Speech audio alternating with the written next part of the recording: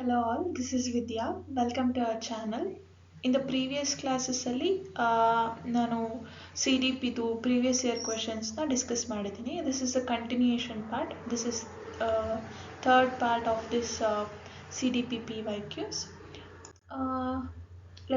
Last session ಅಲ್ಲಿ I have discussed this question. ಈ questionಗೆ ಏನು ಆನ್ಸರ್ ಅಂತ ನಾನು ನೋಡ್ತಾ ಹೋಗೋಣ. Assertion 31st question. Assertion ಏನು ಹೇಳ್ತಾ ಇದೆ?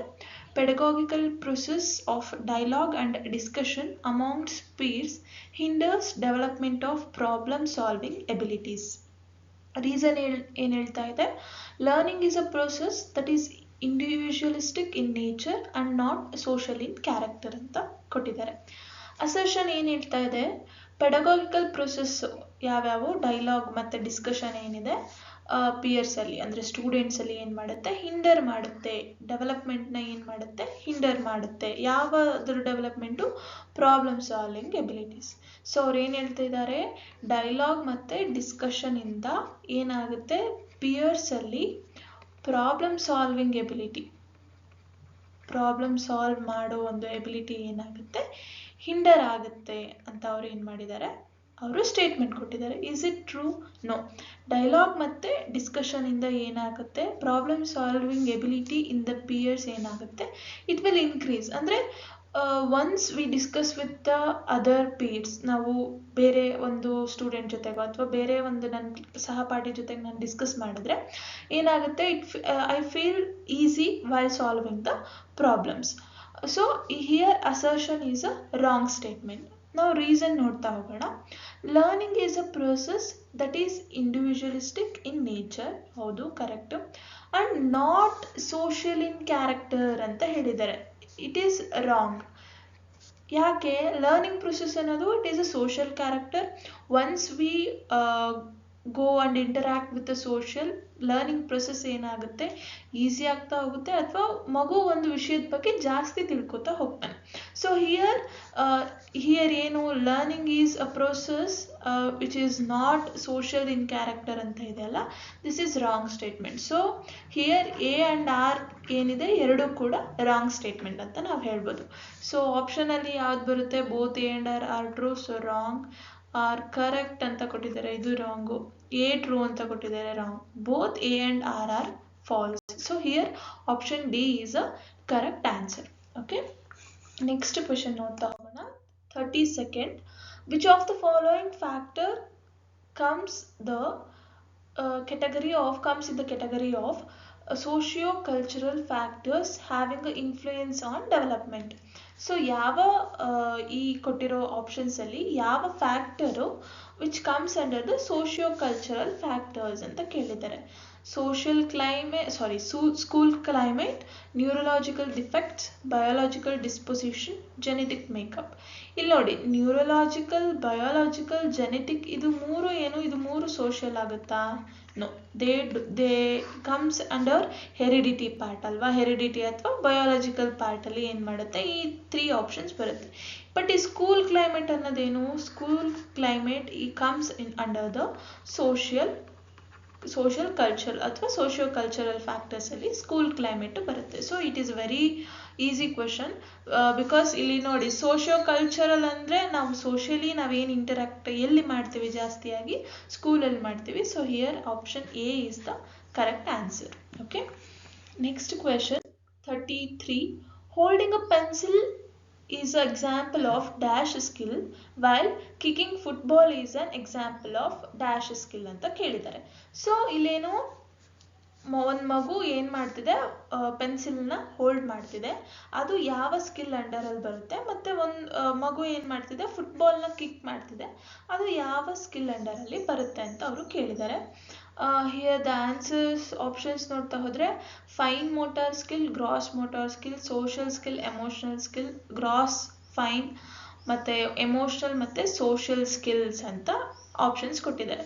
ಇಲ್ಲಿ ನೋಡಿ, ಎಮೋಷ್ನಲ್ ಸೋಷಿಯಲಿಗೂ ಪೆನ್ಸಿಲ್ ಇಟ್ಕೊಳ್ಳೋದಕ್ಕೂ ಫುಟ್ಬಾಲನ್ನು ಕಿಕ್ ಮಾಡೋದಕ್ಕೂ ಏನಾದರೂ ಸಂಬಂಧ ಇದೆನಾ? There is no relationship between these two. ಅಂದರೆ ಎಮೋಷ್ನಲ್ ಸೋಷಿಯಲಿಗೂ ಏನೂ ಸಂಬಂಧ ಇಲ್ಲ. ಯಾಕೆ?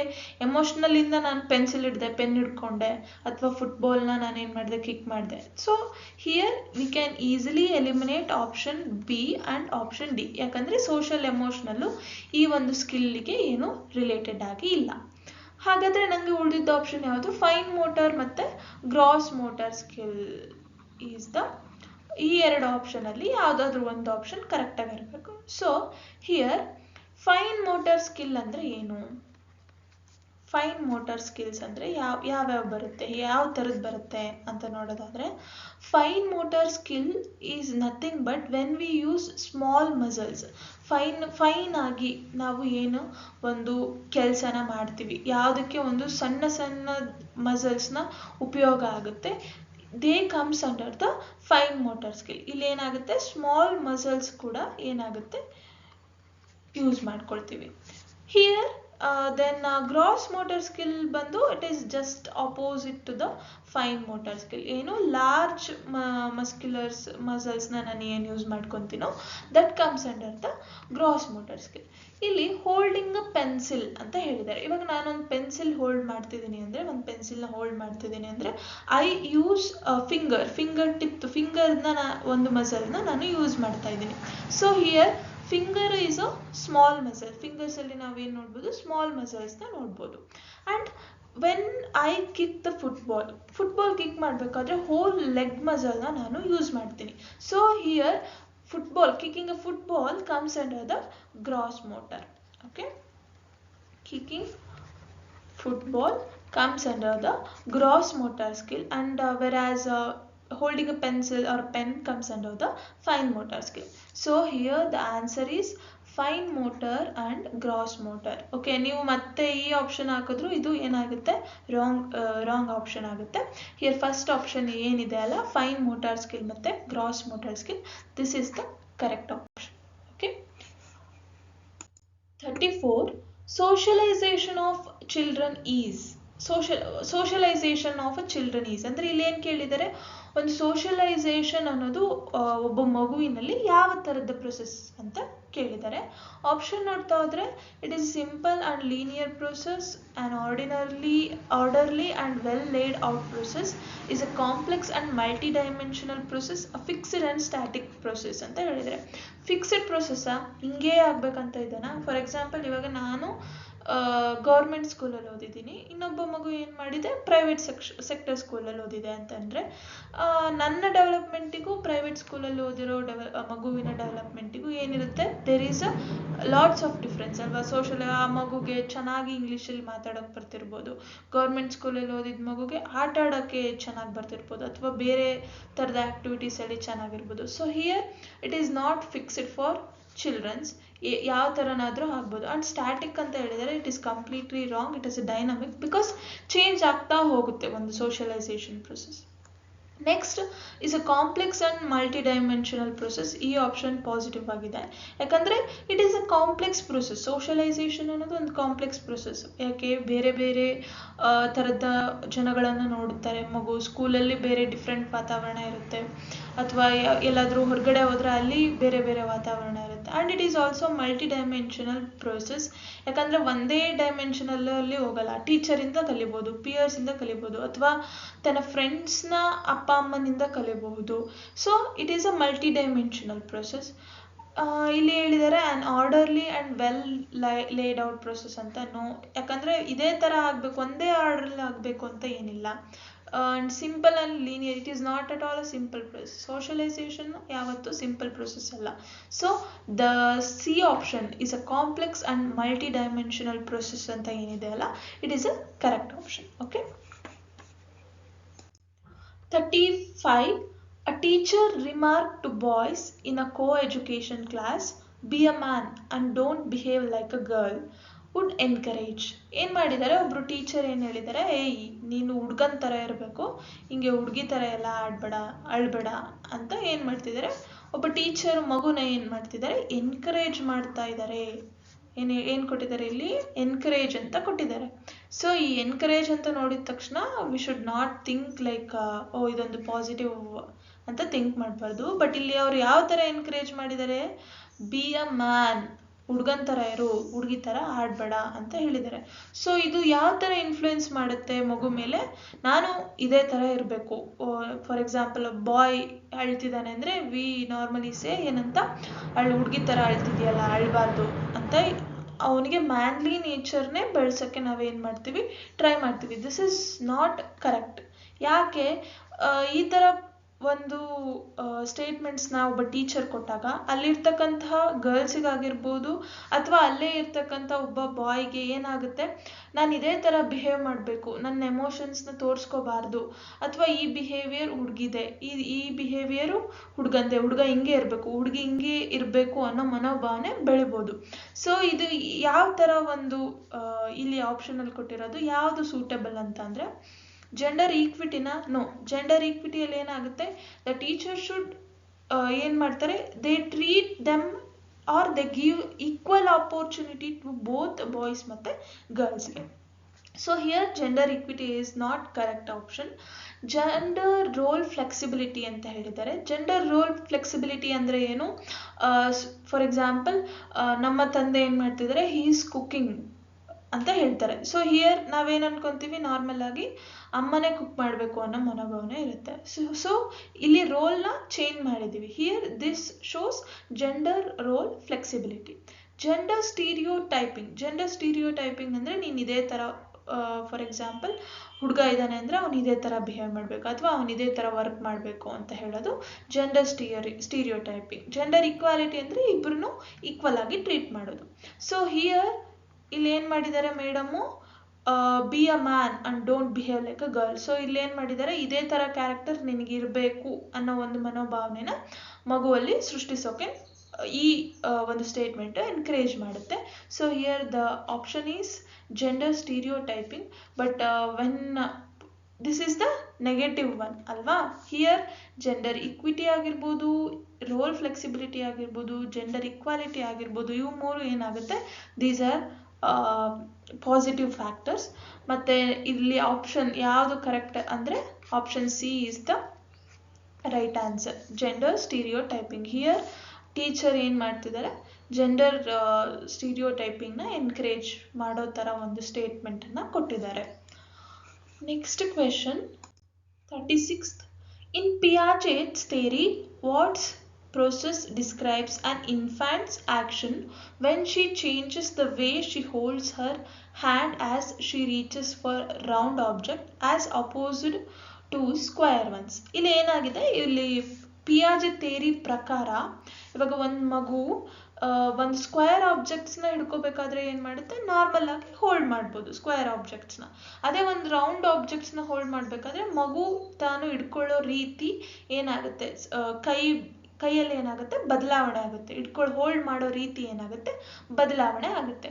ಸೊ ಈ ಬದಲಾವಣೆನ ಯಾವ ಒಂದು ವರ್ಡಿಂದ ಡಿಸ್ಕ್ರೈಬ್ ಮಾಡ್ಬೋದು ಅಂತ ನಮಗೆ ಕ್ವಶನ್ನ ಕೇಳಿದ್ದಾರೆ.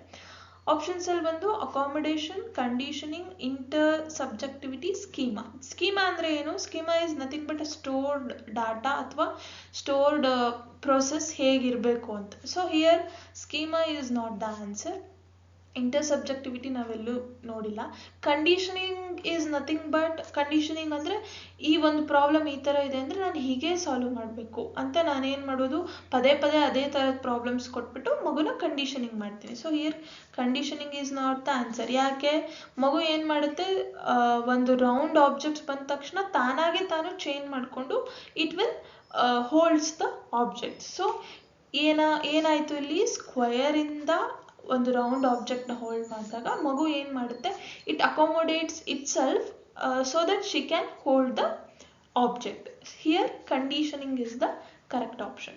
ಸೊ ಯು ಮೇ ಥಿಂಕ್ ಯಾಕೆ ಎಲ್ಲದಕ್ಕೂ ಎಕ್ಸ್ಪ್ಲನೇಷನ್ ಬೇಕು, ಕರೆಕ್ಟ್ ಆಪ್ಷನಿಗೆ ಒಂದು ಯಾವ್ದು ಆಪ್ಷನ್ ಅಂತ ನೋಡಿಕೊಂಡ್ರೆ ಸಾಕಲ್ವಾ ಅನಿಸ್ಬೋದು. ಬಟ್ ವೆನ್ ವಿ ಸಾಲ್ವ್, ಇವಾಗ ನಾನು ಹೇಳ್ತಿದ್ದೀನಿ, so you may feel it is a easy ಅಂತ. ಬಟ್ ನೀವೇ ಸಾಲ್ವ್ ಮಾಡೋಕ್ಕೆ ಕೂತಾಗ ಎಲ್ಲ ಒಂದು ಆಪ್ಷನ್ನ ಎಕ್ಸ್ಪ್ಲನೇಷನ್ ನಿಮಗೆ ಗೊತ್ತಿದ್ರೆ, ಮೈಂಡಲ್ಲಿದ್ದರೆ, ಯು ಕ್ಯಾನ್ ಈಸಿಲಿ ಥಿಂಕ್ ಯಾವ ಒಂದು ಆಪ್ಷನ್ ಕರೆಕ್ಟ್ ಅಂತ ಈಸಿಯಾಗಿ ಗೊತ್ತಾಗುತ್ತೆ. So that explanation for every option ಎಲ್ಲದನ್ನು ಇಟ್ ಈಸ್ ನೆಸೆಸರಿ. ಓಕೆನಾ. ನೆಕ್ಸ್ಟ್ ಕ್ವೆಶನ್ ನೋಡೋಣ. 27. 37th question. According to Jean Piaget theory of cognitive development, at which stage do most children understand conservation, seriation ಮತ್ತು categorization? So ಇಲ್ಲಿ ಏನು ಕೇಳಿದ್ದಾರೆ, ಪಿಯಾಜೆ ಥಿಯರಿಯಲ್ಲಿ ಯಾವ ಒಂದು development ಸ್ಟೇಜಲ್ಲಿ, ಯಾವ ಸ್ಟೇಜಲ್ಲಿ ಮಗು ಕನ್ಸರ್ವೇಷನ್ ಮತ್ತು ಸೀರಿಯೇಷನ್ ಮತ್ತು ಕೆಟಗರೈಸೇಷನ್ನ ಅರ್ಥ ಮಾಡ್ಕೊಳ್ಳುತ್ತೆ ಅಂತ ಅವರು ಕೇಳಿದ್ದಾರೆ. ಆಪ್ಷನ್ಸಲ್ಲಿ sensor motor stage, concrete operational stage, pre operational stage ಮತ್ತು ಫಾರ್ಮಲ್ ಆಪರೇಷನಲ್ ಸ್ಟೇಜ್ ಅಂತ ಕೊಟ್ಟಿದ್ದಾರೆ. Sensor motor stage is a very early stage. ಈ ಸ್ಟೇಜಲ್ಲಿ ಏನಾಗಲ್ಲ, ಇದು ಫಸ್ಟ್ ಸ್ಟೇಜ್ ಅಲ್ವಾ, ಇದು second, this is third one and this is a fourth stage. First sensor motor ಸ್ಟೇಜಲ್ಲಿ ಏನಾಗುತ್ತೆ, it is very early stage. ಈ ಟೈಮಲ್ಲಿ the child only learns through the senses. So ಈ ಕಾನ್ಸೆಪ್ಟ್ ಎಲ್ಲ ಮಗುಗೆ ಅರ್ಥ ಆಗ್ತಿರಲ್ಲ. ನೆಕ್ಸ್ಟ್ ಸ್ಟೇಜ್ ಯಾವುದು, ಪ್ರೀ ಆಪರೇಷನಲ್ ಸ್ಟೇಜ್. ಪ್ರೀ ಆಪರೇಷನಲ್ಲಿ ಮೇನ್ ಕ್ಯಾರೆಕ್ಟರೇ ಬಂದು ಲ್ಯಾಕ್ ಆಫ್ ಕನ್ಸರ್ವೇಷನ್ ಮತ್ತು ಸೀರಿಯೇಷನ್ ಆ್ಯಂಡ್ ಕೆಟಗರೈಸೇಷನ್. ಸೊ ಈ ಮೂರು ಕ್ಯಾರೆಕ್ಟರು ಪ್ರೀ ಆಪರೇಷನಲ್ ಸ್ಟೇಜಲ್ಲಿ ಇರೋದಿಲ್ಲ. ಬಟ್ ಇಲ್ಲಿ ಏನು ಕೇಳಿರೋದು ನಮಗೆ, ಡೆವಲಪ್ ಯಾವ ಸ್ಟೇಜಲ್ಲಿ ಡೆವಲಪ್ ಆಗುತ್ತೆ ಅಂತ ಕೇಳಿದ್ದಾರೆ. ಸೊ ಡೆವಲಪ್ ಆಗೋದು it is in the concrete operational stage. Concrete operational ಸ್ಟೇಜಲ್ಲಿ ಡೆವಲಪ್ ಆಗುತ್ತೆ.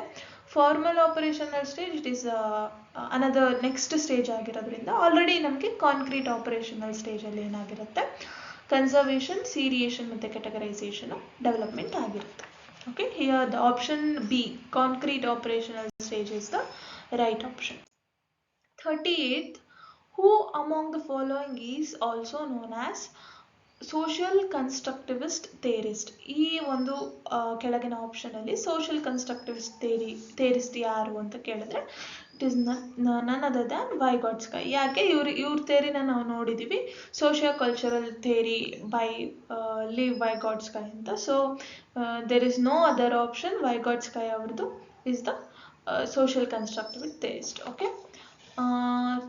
39, development of thought and language. Development of thought ಮತ್ತು ಲ್ಯಾಂಗ್ವೇಜ್ ಅನ್ನೋದು ಯಾವ ಥರ ಪ್ರೊಸೆಸ್ ಅಂತ ಕೇಳಿದ್ದಾರೆ. Occurs independent of each other.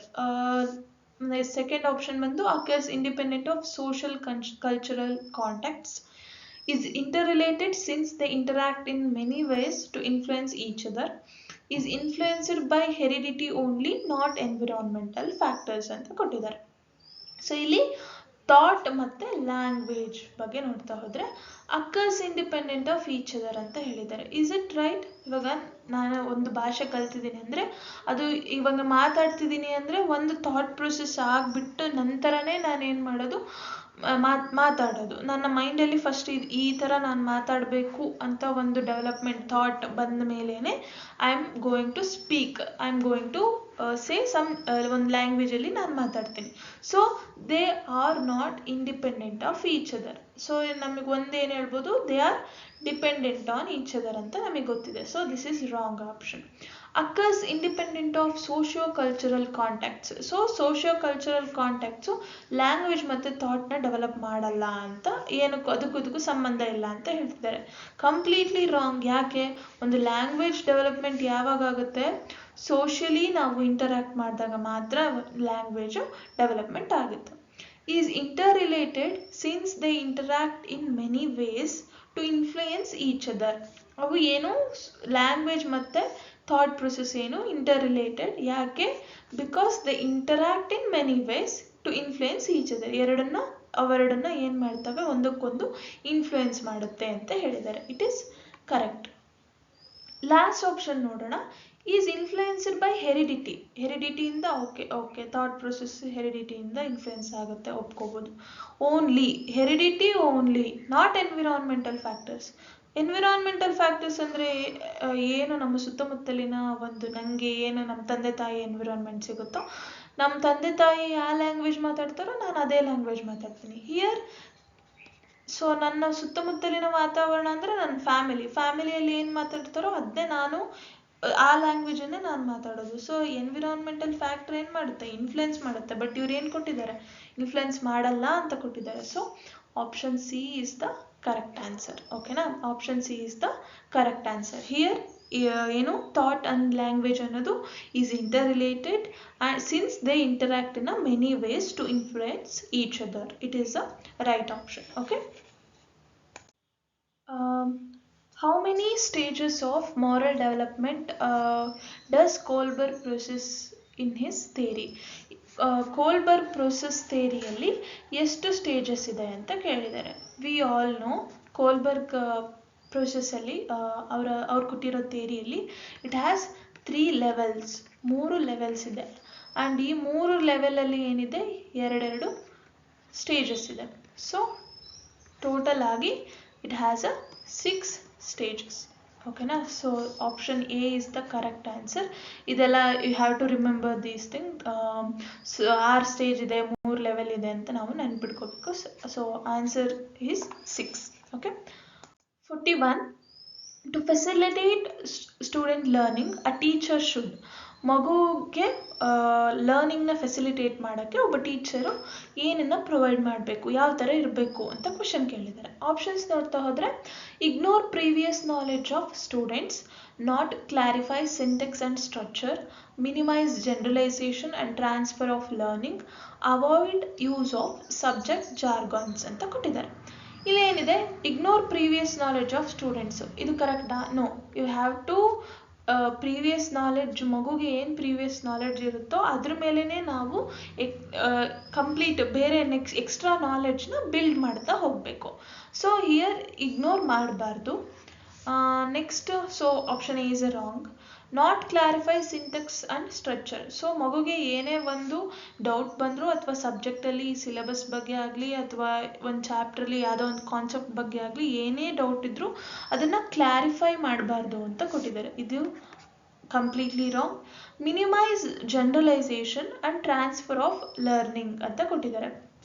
Look, minimise generalisation ಅಂದರೆ ಇವಾಗ ಟ್ರಾನ್ಸ್ಫರ್ ಆಫ್ ಲರ್ನಿಂಗ್ ಅಂದರೆ ಇವಾಗ ಒಂದು ಮಗುವಿಂದ ಇನ್ನೊಂದು ಮಗುಗೆ ಏನಾದರೂ ಡಿಸ್ಕಷನ್ ಮೂಲಕ ಅಥವಾ ಯಾವುದಾದ್ರೂ ಒಂದು ಆ್ಯಕ್ಟಿವಿಟಿ ಮೂಲಕ ಏನು ಮಾಡಬೇಕು, we should transfer of learning. ಒಬ್ಬ ಮಗು ಕಲ್ತಿದ್ದನ್ನು ಇನ್ನೊಂದು ಮಗುಗೆ ಕಲಿಸ್ಬೇಕು.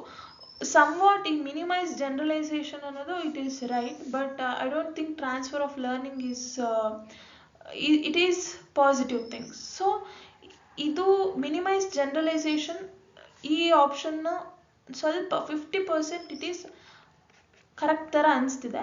Let us look at a fourth option. Avoid use of subject jargons ಅಂತ ಇದೆ.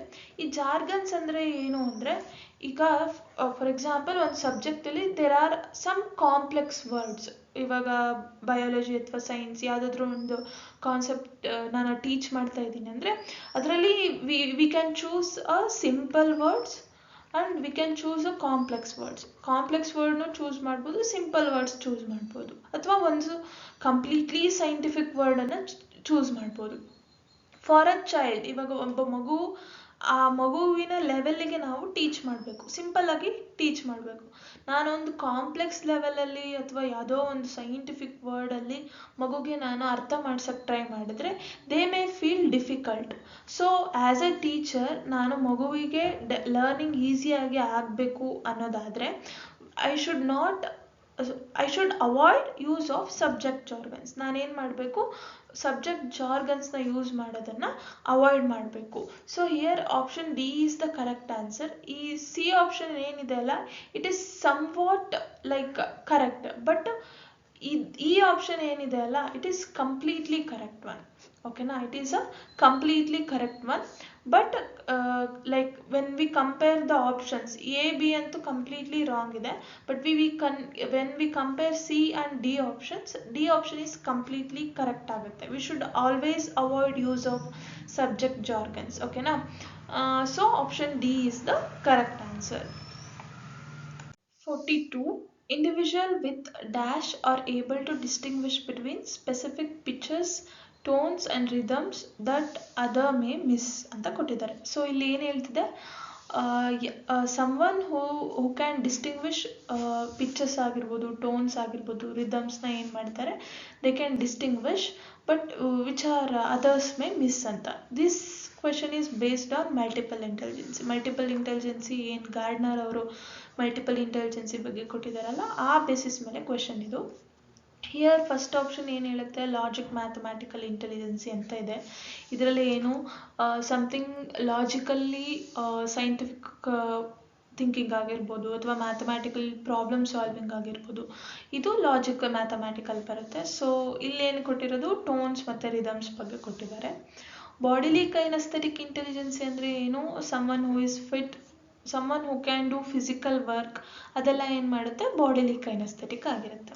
ಆ್ಯಂಡ್ ಇಂಟರ್ಪರ್ಸ್ನಲ್ ಅಂದರೆ someone who can understand or who can sensitive to the other emotions, ಬೇರೆಯವರ ಎಮೋಷನ್ಸಿಗೆ, ಅದರ್ಸ್ ಎಮೋಷನ್ಸಿಗೆ ಸೆನ್ಸಿಟಿವ್ ಇರೋದನ್ನು ನಾವು ಇಂಟರ್ಪರ್ಸ್ನಲ್ ಅಂತೀವಿ. Other one is intrapersonal. Intrapersonal ಅಂದರೆ ಸೆಲ್ಫ್ ಎಮೋಷನ್ಸ್ನ ಏನು ಅರ್ಥ ಮಾಡ್ಕೊತಾರೋ they are known as intrapersonal intelligence. ಓಕೆನಾ. The last one is musical intelligence. Musical intelligence is the right answer, because ಇದರಲ್ಲೇ ನಾವು ಪಿಕ್ಚರ್ಸ್ ಮತ್ತು ಟೋನ್ಸು, ರಿದಮ್ಸು, ಯಾವ ಥರ ಒಂದು ಶ್ರುತಿ ಇದೆ ಅಥವಾ ಸಮ್ ಮ್ಯೂಸಿಕಲ್ ಟೋನ್ಸ್ನ ಅವ್ರು ಏನು ಮಾಡ್ತಾರೆ ಅರ್ಥ ಮಾಡ್ಕೊಳೋ ಒಂದು ಇಂಟೆಲಿಜೆನ್ಸ್ ಇರುತ್ತೆ. So it comes under the musical intelligence. 43rd, which of the following would promote learning in an inclusive education? Inclusive education ನಲ್ಲಿ ಈ ಕೆಳಗಿನಲ್ಲಿ ಯಾವುದು ಲರ್ನಿಂಗ್ನ ಪ್ರಮೋಟ್ ಮಾಡುತ್ತೆ ಅಂತ ಕೇಳಿದ್ದಾರೆ. Competitive ethos, collaborative learning, standardised instruction, rigid assessment. Rigid assessment is wrong, ಯಾಕಂದರೆ flexible assessment ಇರಬೇಕು, ಯಾವಾಗಲೂ rigid ಆಗಿರಬಾರ್ದು. Standardised instruction ಅಂತ ಇದೆ, ರಾಂಗ್. ಯಾಕೆ? ಸ್ಟ್ಯಾಂಡರ್ಡೈಸ್ಡ್ ಇನ್ಸ್ಟ್ರಕ್ಷನ್ ಅಂದರೆ ಎಲ್ಲರಿಗೂ ಒಂದೇ ಥರ ಇನ್ಸ್ಟ್ರಕ್ಷನ್ಸ್ ಕೊಡಬೇಕು ಅಂತ ಆಗುತ್ತೆ. ಬಟ್ ನಾವು ಎಲ್ಲ ಮಕ್ಕಳಿಗೂ ಒಂದೇ ಥರ ಇನ್ಸ್ಟ್ರಕ್ಷನ್ ಕೊಡಬಾರ್ದು. We should give differentiated instruction, ಯಾಕಂದರೆ ಒಬ್ಬೊಬ್ಬ ಮಗುಗೆ ಒಂದೊಂದು ನೀಡ್ ಇರುತ್ತೆ. We should understand it and we should give the differentiated instruction. Collaborative learning, it is a positive one. Collaborative learning ಅಂದರೆ ವಿತ್ ದ ಪೀರ್ಸ್ ಆಗಿರ್ಬೋದು, ಒಂದು ಗ್ರೂಪಲ್ಲಿ ನಾವೇನು ಮಾಡಬೇಕು, ಕೊಲಾಬ್ರೇಷನ್ ಮಾಡಿಕೊಂಡು ನಾವು ಕಲಿಕೆನ ಮಾಡಬೇಕು. ಆ್ಯಂಡ್ ಕಾಂಪಿಟೇಟಿವ್ ಎಥೋಸ್ ಅಂತ ಹೇಳಿದರೆ ವಿ ಶುಡ್ ನಾಟ್ ಇನ್ನೊಬ್ಬ ಪರ್ಸನ್ ಅಥವಾ ಇನ್ನೊಬ್ಬ ಪೀರ್ಗೆ ಜೊತೆಗೆ ಕಾಂಪಿಟೇಟಿವ್ ಆಗಿ ನಾವು ಲರ್ನಿಂಗ್ ಮಾಡೋದಲ್ಲ. We should always give a collaborative learning. Here answer is collaborative learning. Okay. And 44th, which of the following factors leads to intrinsic motivation to learn? Intrinsic motivation ಅಂದರೆ ಏನು ಹೇಳಿದ್ದೆ ನಾನು? Intrinsic motivation is, it is a long lasting motivation in which ಮಗು ಏನಾಗುತ್ತೆ from his own interest, from his own self ಆಗಿ ಏನು ಮಾಡುತ್ತೆ ಮಗು ಕಲಿಯೋದಕ್ಕೆ ಇಷ್ಟಪಡ್ತಾ ಹೋಗ್ತಾರೆ. That is intrinsic motivation. So ಈ ಕೆಳಗಿನ ಫ್ಯಾಕ್ಟರ್ಸಲ್ಲಿ ಯಾವುದು leads to the intrinsic motivation ಅಂತ ಹೇಳಿದ್ದಾರೆ. ರಿವಾರ್ಡ್ಸ್, ಪನಿಷ್ಮೆಂಟ್, ಇಂಟ್ರೆಸ್ಟ್ ಮತ್ತು ಪ್ರೇಸ್. ಈ ರಿವಾರ್ಡ್ಸ್ ಅಂದರೆ ಇವಾಗ ನಾನು ನೀನು ಚೆನ್ನಾಗಿ ಓದಿದ್ರೆ ನಾನು ನಿನಗೆ ಫೋನ್ ಕೊಡಿಸ್ತೀನಿ ಅಂತ ಹೇಳಿದರೆ it is a external motivation ಆಗುತ್ತೆ. Phone is a external motivation. Punishment ಆದರೂ ಅಷ್ಟೇ, it is a external motivation.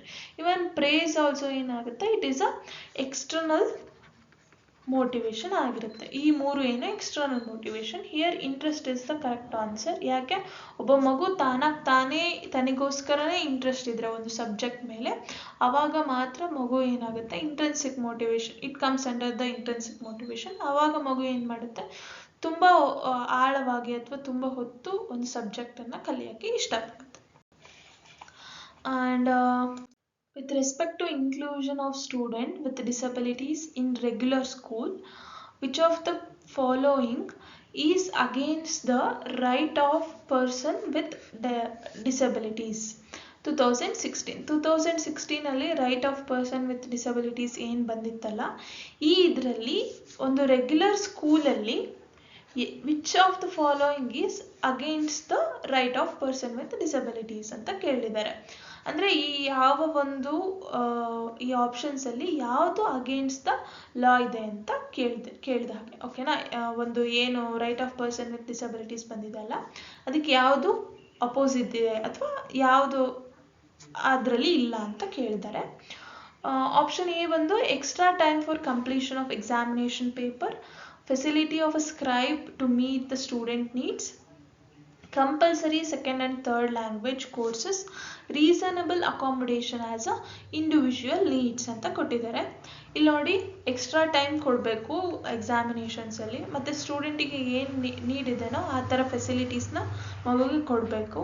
ಮತ್ತು ರೀಸನಬಲ್ ಅಕಾಮಿಡೇಷನ್ ಆ್ಯಸ್ ಇಂಡಿವಿಜುವಲ್ಸ್ ನೀಡ್ಸಿಗೆ. ಫಾರ್ ಎಕ್ಸಾಂಪಲ್ ಇವಾಗ ಮಗುಗೆ ಫಿಸಿಕಲಿ ಅವನು ಹ್ಯಾಂಡಿಕ್ಯಾಪ್ಟ್ ಇದ್ದಾನೆ ಅಥವಾ ಫಿಸಿಕಲಿ ಚಾಲೆಂಜ್ಡ್ ಇದ್ದಾನೆ ಅಂದಾಗ ನಾವು ಮಗುಗೆ ಫಸ್ಟ್ ಫ್ಲೋರಲ್ಲಿ ಕ್ಲಾಸ್ ರೂಮ್ ಕೊಡೋದು ಅಥವಾ ಸೆಕೆಂಡ್ ಫ್ಲೋರಲ್ಲಿ ಕ್ಲಾಸ್ ರೂಮ್ ಕೊಡೋದು ಈ ಥರ ಮಾಡಬಾರ್ದು. ನಾವು ವಿ ಶುಡ್ ಗಿವ್ ಅಕಾಮಿಡೇಷನ್ಸ್ನ ಏನು ಮಾಡಬೇಕು, ನಾವು ಕೆಳಗಡೆನೆ ಕೊಡೋ ಥರ ಮಾಡ್ಕೋಬೇಕು. ಆ್ಯಂಡ್ ಆಲ್ಸೋ ಮಗುಗೆ ಏನು ನೀಡಿದೆ, ಫಾರ್ ಎಕ್ಸಾಂಪಲ್ ಕ್ಲಾಸ್ ರೂಮಲ್ಲಿ ಏನಾದರೂ ಫೆಸಿಲಿಟೀಸ್ ಆಗಿರ್ಬೋದು ಅಥವಾ ವಾಶ್ರೂಮ್ ಫೆಸಿಲಿಟಿ ಆಗಿರ್ಬೋದು ನಾವು ಮಗುಗೆ ಕೊಡಬೇಕು. ಆ್ಯಂಡ್ ಇನ್ ದ ಎಕ್ಸಾಮಿನೇಷನಲ್ಲಿ ಮಗುಗೆ ನಾವೇನು ಮಾಡಬೇಕು, ಎಕ್ಸ್ಟ್ರಾ ಟೈಮ್ನ ನಾವು ಮಗುಗೆ ಕೊಡಬೇಕು. ಬಟ್ ಇಲ್ಲೇನಿದೆ ಥರ್ಡ್ ಆಪ್ಷನಲ್ಲಿ compulsory second and third language courses ಅಂತ ಇದೆ.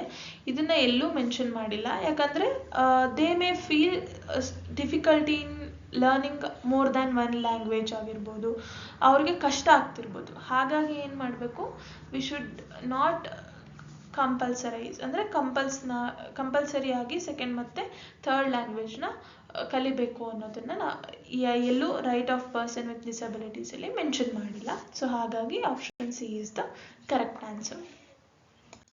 And the 46th question, which of the following statement is correct for theories given by Jean Piaget and Lawrence Kohlberg ಅಂತ ಕ್ವೆಶನ್ ಇದೆ. ಆಪ್ಷನ್ಸ್ ಬಂದು both have given theories of a cognitive development among adults, both theories have 8 patterns of development, both theories are limited to the middle childhood period of development, both theories are stage theories ಅಂತ ನಿಮಗೆ options ಇದೆ. Read the question once and try to answer this question. If you don't get it, I will explain this question in the next session. Okay na? So if you understand this session, please do like, please share with your seated aspirants, and please do subscribe. Thank you all.